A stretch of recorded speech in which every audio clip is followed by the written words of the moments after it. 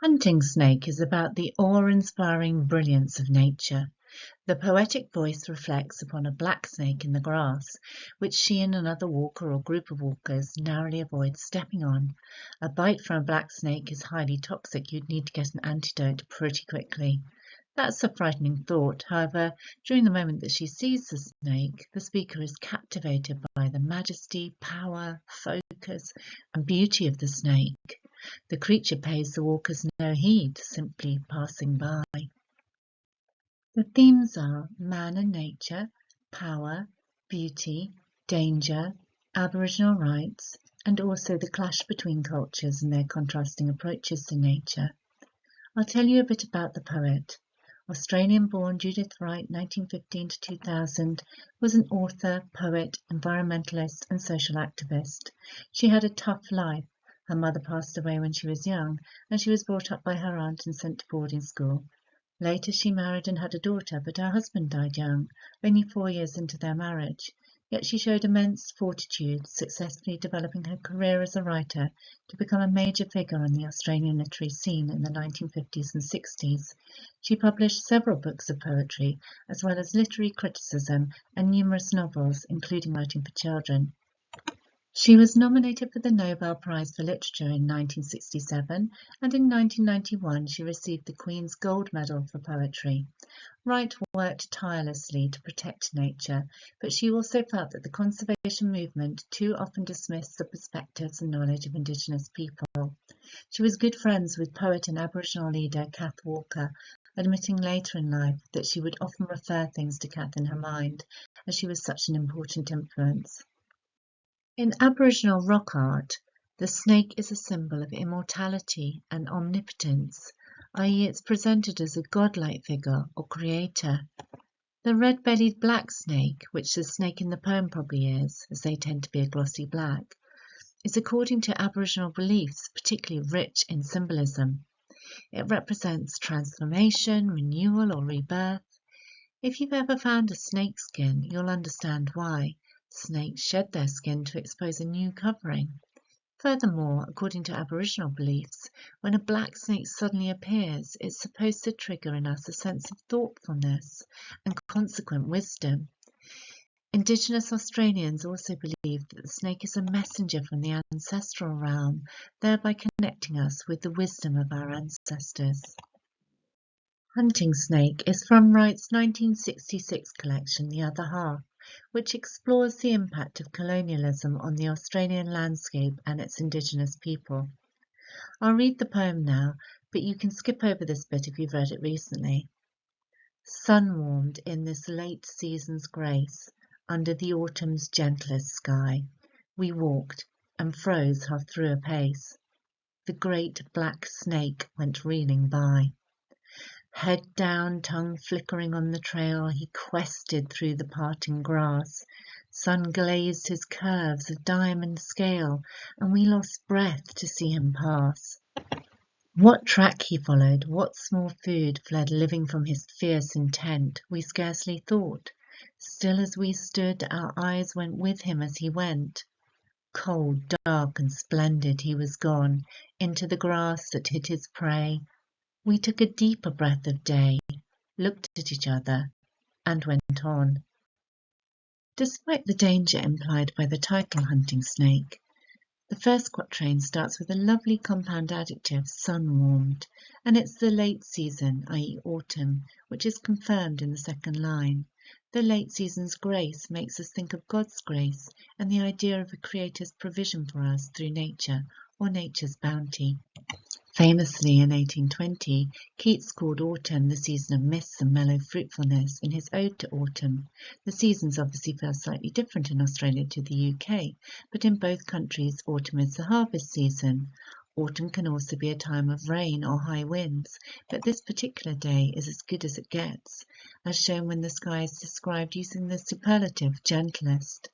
Notice also the use of sibilants in the first couple of lines, which contributes to the sense of calm and tranquility in the opening, and the use of enjambment, which reinforces the continuous nature of the walk. In the third line, we have the alliterative pronoun and verb "we walked," but the "we" is never clearly identified. Presumably, it's the speaker and another companion. It doesn't really matter because this poem is about nature, not man. In the latter part of the line, we see the use of caesura, and then the end stop line, which frames the last bit of the line from the coordinating conjunction "and" all the way through to "pace." The effect of the punctuation is to reinforce that sense of a sudden halt.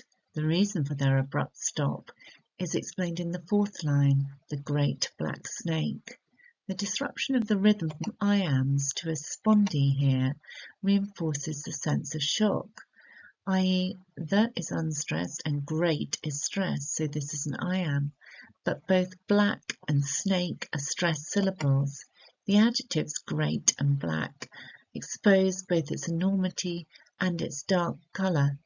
Both words therefore hint at the capacity for harm, although great is obviously a multivalent word and could be taken to mean magnificent.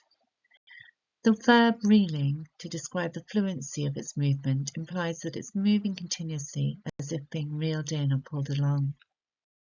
In the second quatrain, the snake is described as being intent on something. If you have your head down, you are focused or working hard, and it's also a non-aggressive pose for a snake. Look at the use of enjambment in this stanza, evoking a sense of the snake gliding.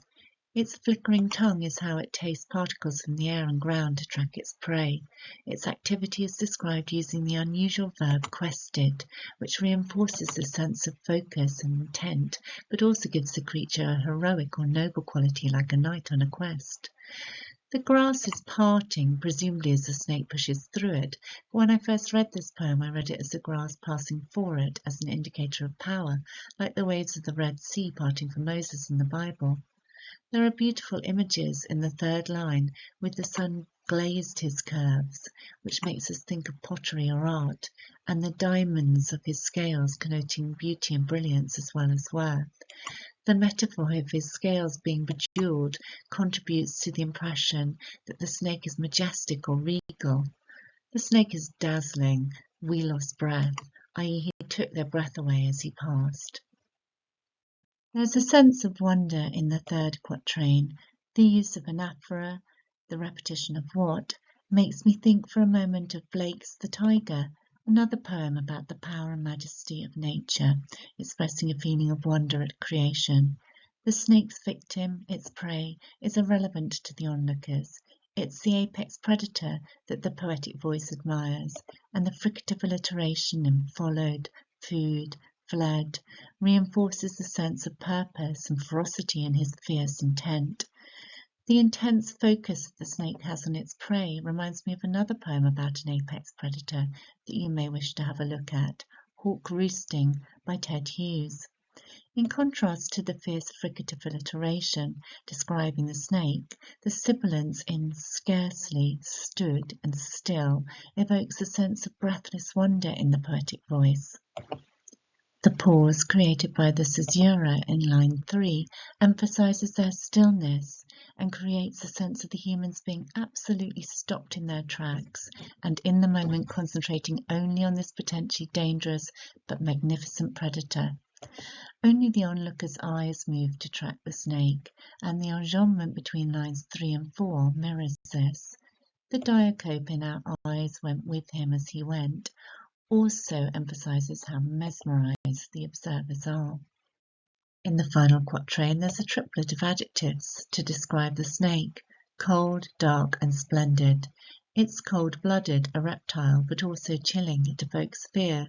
It's dark in terms of colouring and also menacing. It's splendid because it's both majestic and beautiful.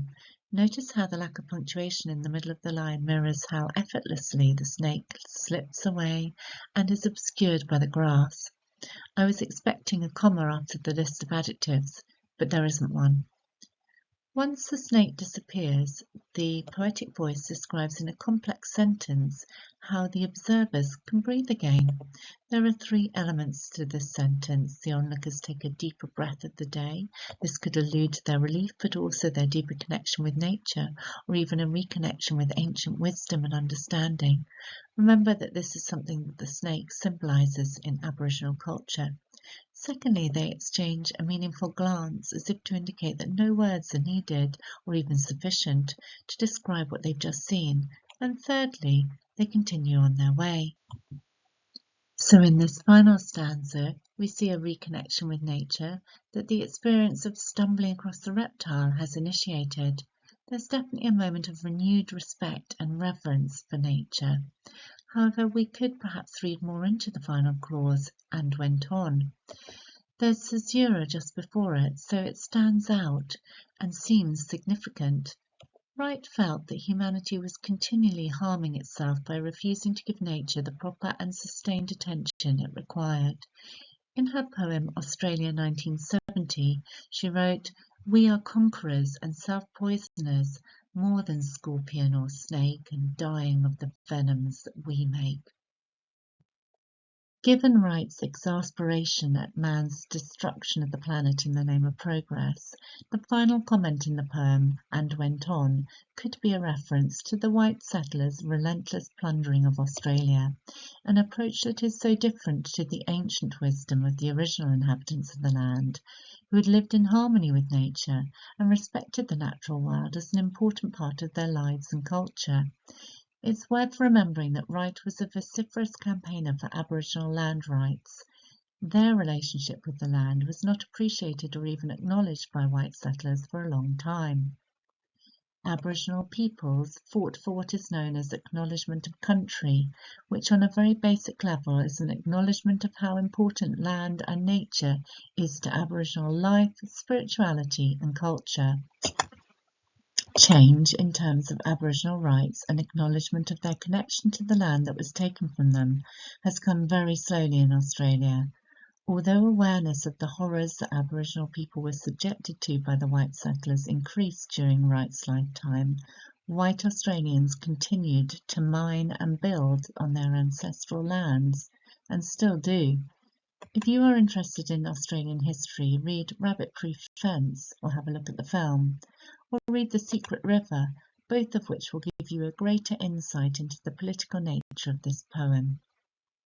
So in this poem, we see the poetic voice connecting with nature and with a fellow human being in a significant moment of understanding, but then a continuation on the same path rather than a change of course. And this could allude to the clash of cultures in Australia, the Aboriginal culture, in which the land and nature is revered, and the contrasting destructive attitude towards nature of the white settlers that started with the first fleet in 1788. A final note on structure. We have 4 quatrains, symbolic perhaps of the 4 seasons, and the cyclical nature of life. The rhyme scheme in the first, second and third stanzas is A, B, A, B, and this changes to A, B, B, A in the final stanza.